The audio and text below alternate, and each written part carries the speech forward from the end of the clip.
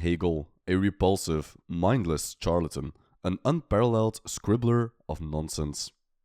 Arthur Schopenhauer hated Hegel.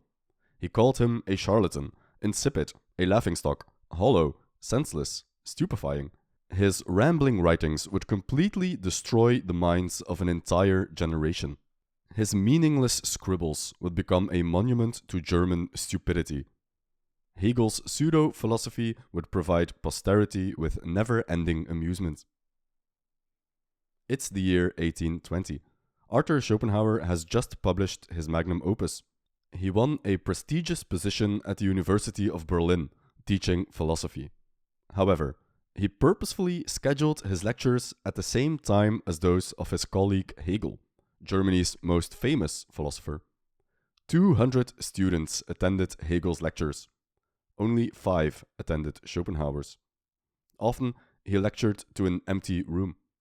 Of course, Schopenhauer knew exactly what he was doing. After all, Hegel was a superstar, and Schopenhauer a nobody. It was entirely to be expected that no one would attend his lectures. Still, Schopenhauer wanted to make a point. He hated Hegel. He hated his philosophy. He hated his way of doing philosophy, and everything the man stood for. Just where does this hatred come from? That's the question we'll try to answer in this video. By the way, we cover a lot of Schopenhauer right here on the channel, so please subscribe if you're interested. There is plenty more to come. With that said, let's dive in. As with all questions of this nature, there is a degree of speculation involved.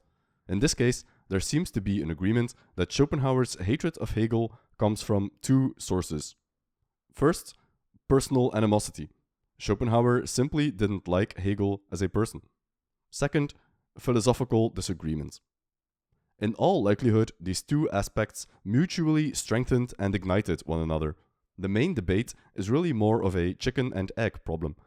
Did Schopenhauer disagree with Hegel because he disliked him? Or did he dislike him because he disagreed with him? We will probably never know. But in this video, we want to present you with some objective facts and we'll let you, the viewer, decide. We'll go over both Schopenhauer's personal problems with Hegel as well as his philosophical disagreements. We've already shared some biographical information earlier when we mentioned how Schopenhauer stubbornly arranged for his lectures to be at the same time as Hegel's. It makes sense to start there, at a point in time where both men shared the same workplace, the University of Berlin in the year 1820. Speaking of education, if you want to brush up on some fundamental philosophical knowledge, you can check out Brilliant, the sponsor of this video. Brilliant is an interactive learning platform that offers hands-on lessons in math, science, and computer science. They have an interactive teaching method that focuses on solving problems instead of just memorizing stuff. What's particularly interesting is that they have 2 courses on logic. Logic is the backbone of philosophy, and Schopenhauer in particular stressed the importance of being well versed in logic and general science, as we will see later on in the video. Having this scientific knowledge is fruitful, but it can be an intimidating subject to learn. For me personally, I loved going through the courses and refreshing my memory. Brilliant takes you step by step through the entire learning process in a fun, interactive way. Join the millions of people already learning on Brilliant with a special offer just for viewers of the channel.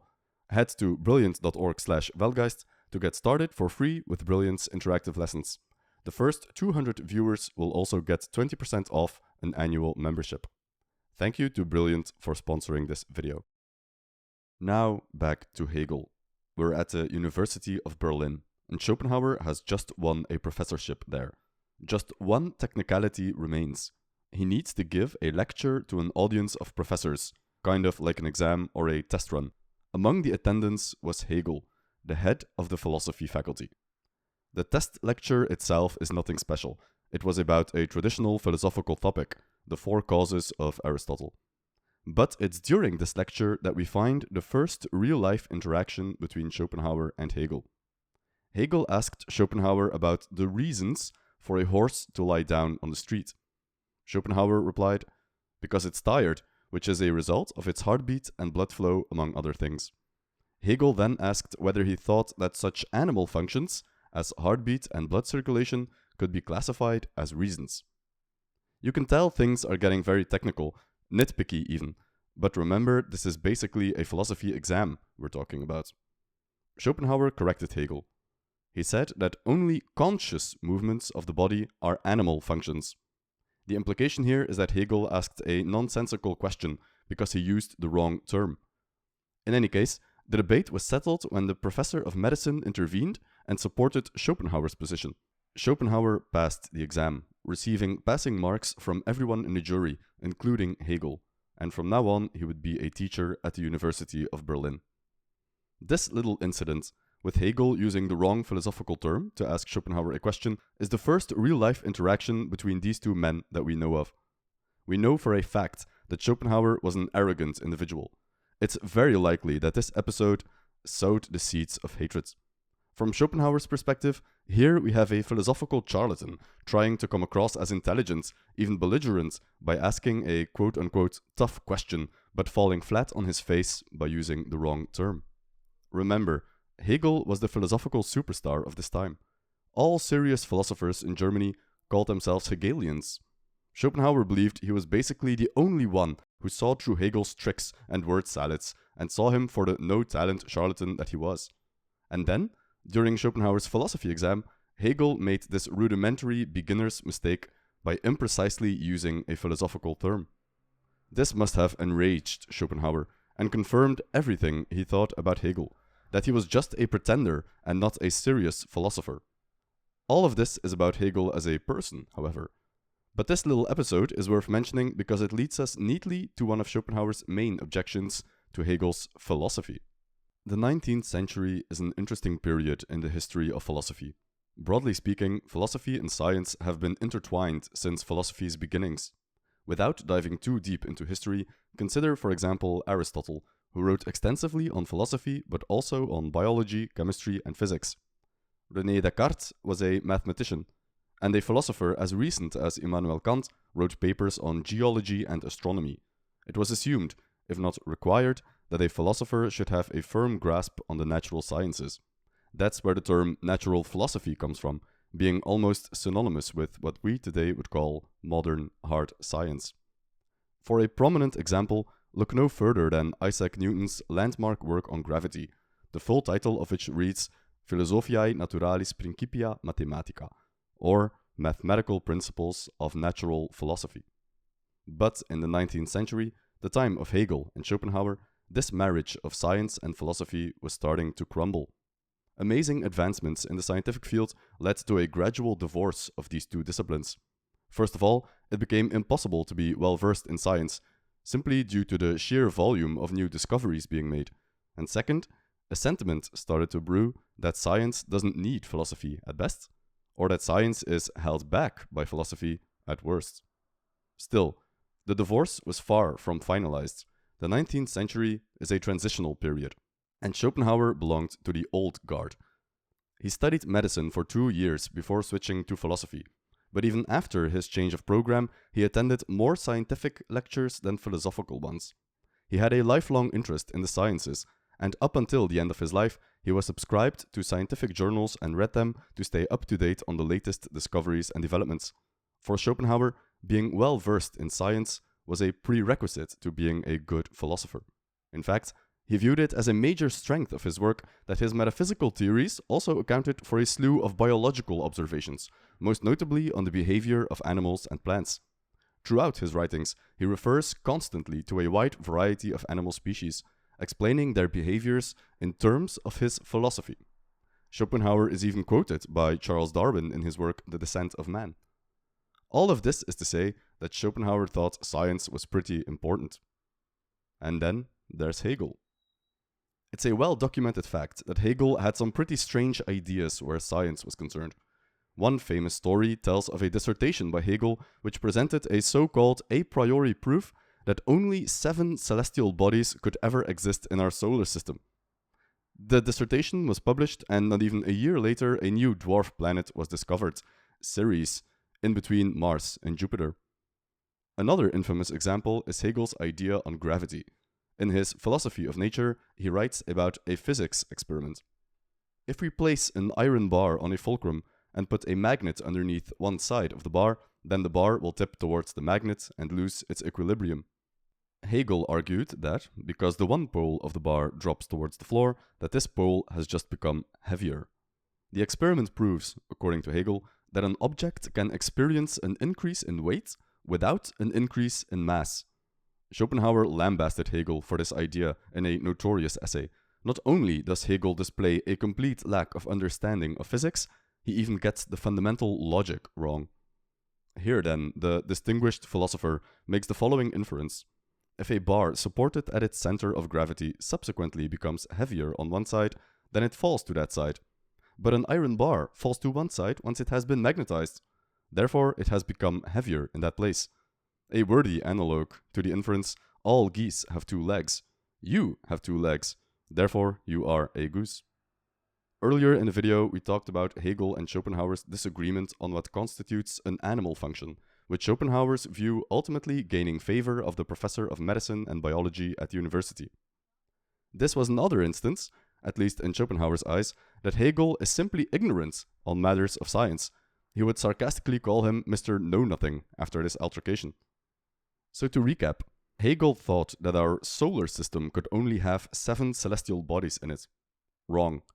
He argued that an object could increase in weight due to magnetism. Wrong. And he used the term animal functions to describe unconscious bodily movements of animals. Also wrong. Hegel made some pretty damning errors in 3 different fields: astronomy, physics, and biology. For Schopenhauer, the lifelong science enthusiast and former medicine student with a passion for biology, this was simply unacceptable for any serious philosopher, let alone the quote-unquote distinguished philosopher Hegel, the superstar of the time. This part of the Schopenhauer-Hegel animosity is indicative of a wider cultural shift happening around this time in history. Like we alluded to earlier, in the 19th century we see the gradual divorce of philosophy and science, each going their own way, so to speak. Schopenhauer can be said to represent the old ideal of the philosopher who is as much engaged with scientific thought as with philosophical matters, while Hegel represents the new style of doing philosophy, autonomous from science. This shift in thinking is bigger than either Schopenhauer or Hegel.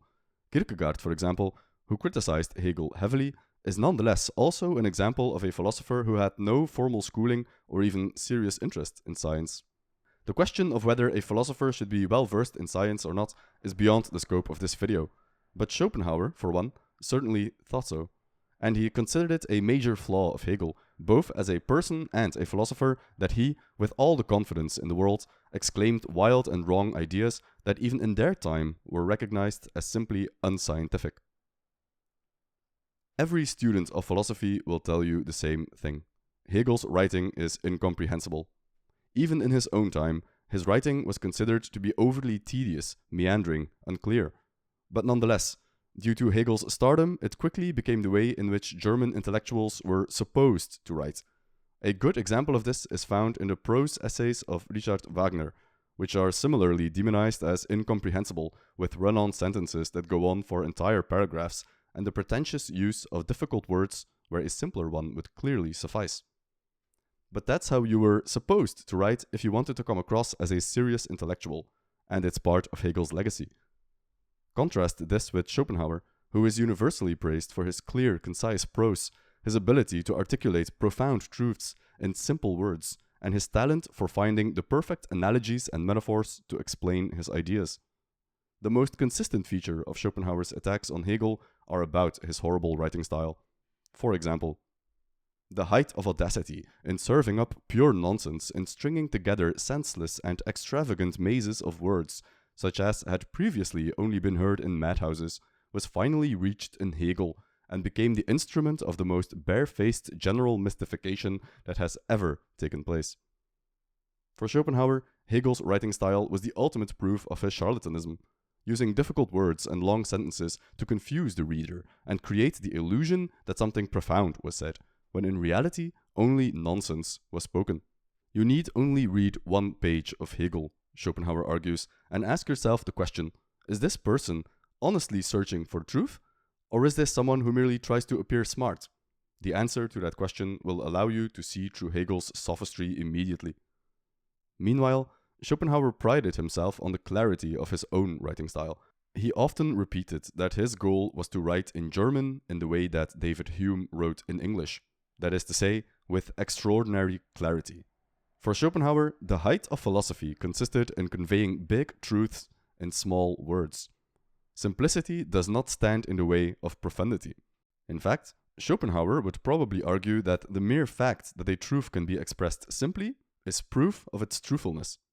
The first sentence of his main work reads, "The world is my representation," a simple sentence that contains a great deal of truth, a formulation of a few words that nonetheless carries an entire book of meaning. Schopenhauer is also viewed as a master of metaphor. Time and again, he elucidates his philosophical concepts with metaphors that are so striking and clear that you can't help but admire his talent for this. We know that he spent a great deal of time in trying to come up with the perfect metaphor to explain a concept, and clearly his efforts paid off. Just think of the famous hedgehog's dilemma, which is simply a metaphor for how humans interact with one another, but a metaphor so influential it started to lead its own life. Above all, Hegel's writing style, and the lack of content, of course, has stupefied an entire generation. Hegel's enduring popularity was a disaster for German culture. In the words of Schopenhauer, "An obscuring of the mind, which can only be explained by the fact that these men's minds, unfortunately like thousands more at the present day in Germany, are completely spoiled and distorted by the miserable Hegelism, that school of dulness, that center of misunderstanding and ignorance, that mind-destroying, spurious wisdom, which now at last begins to be recognized as such." Finally, a word on Hegel's philosophy proper. Ironically, Schopenhauer doesn't spend a lot of time actually criticizing Hegel's philosophy. He simply insults him and assumes that he doesn't even need to argue his position. It's so obvious that Hegel's philosophy is bunk that he doesn't want to waste too much words arguing that position. Some commentators accuse Schopenhauer of having ulterior motives. They argue that Schopenhauer doesn't explicitly criticize Hegel's philosophy because in their view, both Schopenhauer and Hegel's philosophies have a lot of similarities. So in order to both maintain his hatred of Hegel and to not expose himself for having a similar philosophy, Schopenhauer stays silent. The argument goes that Schopenhauer hated Hegel for purely personal reasons, and therefore he had to resort to insult instead of argument. However, there is one area in which Schopenhauer engaged more or less directly with Hegel's philosophy, and that is in his conception of history. And we will argue that this discussion on history actually shows us how completely different Schopenhauer's philosophy is from Hegel's, all the way to the most fundamental distinction in philosophy, being versus becoming. What do we mean by this? The key to understanding the fundamental difference between Schopenhauer and Hegel is to be found in how both men regarded history. History plays a prominent role in Hegel's philosophy. In fact, you could say his philosophy hinges upon it. History is the process by which the Geist, or spirit, comes to know itself and develops itself. History is an intelligible, rational process where things move towards a predetermined destination, the realization of human freedom. Gradually, and through certain world historical events, history will come to an end, when the Geist becomes absolutized, when the Geist turns on itself and completes itself, and fully comes to know itself. This is the end of history. All intermediate steps along the way represent progress towards that final end. For example, the Geist was at work through Napoleon, whose conquest of Europe constituted a world historical event whereby ideals of the French Revolution were synthesized and exported out of France. Hegel tries to find reason in history because he believes that history, and therefore the world, and therefore humans, are fundamentally rational, that there is a method to the madness.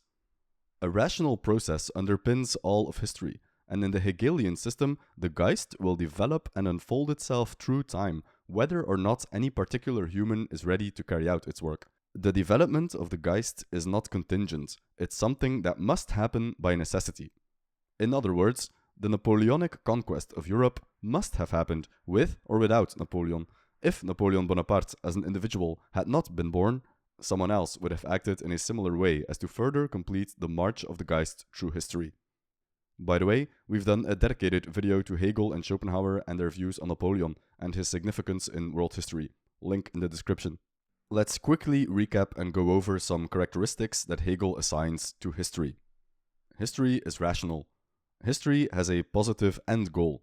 History changes in a good way because it moves towards the goal.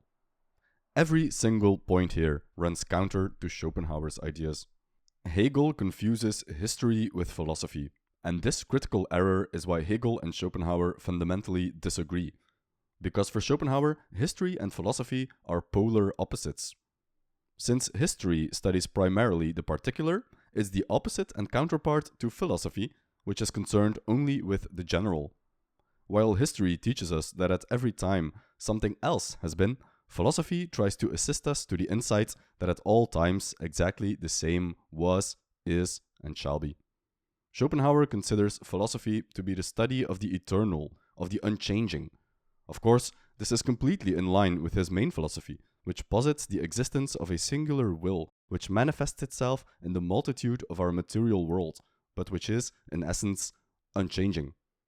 In Schopenhauer's philosophy, the will exists outside of space and time, and therefore outside of history. This unchanging, eternal, timeless, and spaceless thing is the true object of philosophy.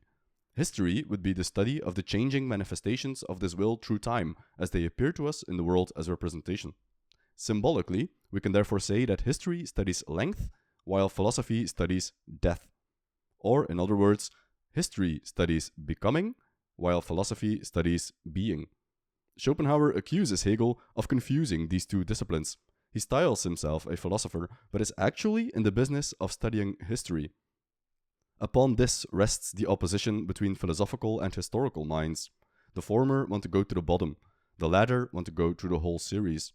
Because philosophy studies the unchanging will, which is the true kernel of existence, it follows that history, in Schopenhauer's view, is nothing more than a repetition of the same. We can summarize it with the Latin phrase eadam sed aliter, the same but different. The Hegelian mistake is to confuse the appearance for the reality, to build a philosophy upon ever-changing history, fundamentally a fool's errand. All those who set up such constructions of the course of the world, or as they call it, of history, have failed to grasp the principal truth of all philosophy. We've done a deep dive on Schopenhauer's philosophy of history, which goes to the core of what is being discussed here. We highly recommend you check it out if this interests you. Link in description. Schopenhauer also rejects the notion that history, or the world, is fundamentally rational and therefore good. Schopenhauer was in fact one of the first major Western philosophers to argue that the world isn't a fundamentally rational place, that there is little hope for redemption, and that history is not the gradual process of humanity evolving towards some definite, desirable end goal. In short, Hegel was an optimist and Schopenhauer a pessimist. That is really all what it boils down to. So, what can we conclude? Why did Schopenhauer hate Hegel? We've given a number of possible explanations, and probably the final answer is that all of these contributed in some way. We have the unfriendly real-life encounter between the two men at the University of Berlin. We have Hegel's flimsy grasp of the hard sciences. We have Hegel's incomprehensible writing style. We have Hegel's fundamentally different philosophy. Of course, we shouldn't gloss over the fact that Schopenhauer was, by all accounts, an arrogant know-it-all with a short temper. And we know that Schopenhauer deeply desired fame, but never got it, at least not until very late in life, while Hegel, the so-called charlatan, was world famous. All of these factors probably contributed to the vile tirades that Schopenhauer wrote and that have immortalized him as one of Hegel's fiercest opponents. Not for his critiques, but for his insults. Still, we can probably dive deeper into the differences in Schopenhauer's philosophy versus that of Hegel, but this video is long enough as it is. If there is enough interest expressed in the comments, we'll definitely explore the topic further. For now, we want to thank you for watching. If you found this video valuable, please like and subscribe. And thank you to our Patreons who keep the channel running. They make these longer videos possible. If you want to support our work, kindly take a look at our Patreon page. There is also a backlog of Patreon exclusive videos for supporters only. Again, thank you for watching, and we'll see you in the next one.